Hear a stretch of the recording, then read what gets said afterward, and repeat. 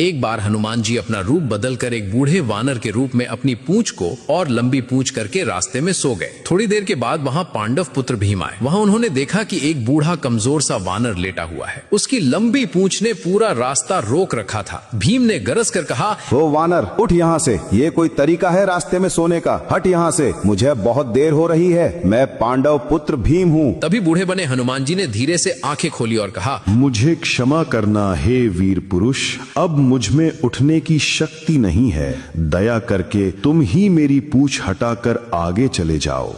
यह सुनकर भीम ने कहा, मैं तो आसानी से पहाड़ तक उठा सकता हूँ, तो फिर तुम्हारी ये पूंछ क्या चीज है? इस पूंछ को हटाने में मुझे क्षण भी नहीं लगेगा। और तभी भीम ने एक हाथ से पूंछ को पकड़ी, लेकिन हिली तक नहीं। फिर अपने दोनों हाथों से पूरी ताकत लगा दी, फिर भी पूंछ हिली तक नहीं। फिर शरीर का पूरा बल लगा दिया, लेकिन पूंछ टस से मस नहीं हुई। उनका चेहरा पसीने से भीग गया और भीम का घमंड पल भर में चूर चूर हो गया। अब भीम समझ गए कि ये कोई साधारण वानर नहीं। वे हाथ जोड़कर बोले, है महाबलशाली, मुझे क्षमा करें। आप कौन हैं? कृपया करके अपना असली रूप दिखाओ। तब हनुमान जी मुस्कुराए और अपने विशाल असली रूप में प्रकट हुए। उन्होंने कहा, मैं तुम्हारा बड़ा भाई हनुमान हूँ। मुझे पहचाना नहीं? हम दोनों ही पवन देव के पुत्र हैं। यह सुनते ही भीम भाव विभोर हो गए और हनुमान जी के चरणों में गिर पड़े। हनुमान जी ने भीम को गले लगाया और समझाया कि अपनी शक्ति और बल का उपयोग केवल धर्म के लिए करो, अहंकार के लिए नहीं। तभी वहां हनुमान जी ने गदा दी और कहा, जब भी तुम युद्ध में थक जाओ तब ये गदा का प्रयोग करना। भीम जब वापस लौटे तो द्रौपदी के साथ युधिष्ठिर को भी ये संवाद सुनाया। सभी ने मिलकर हनुमान जी की जय जयकार की।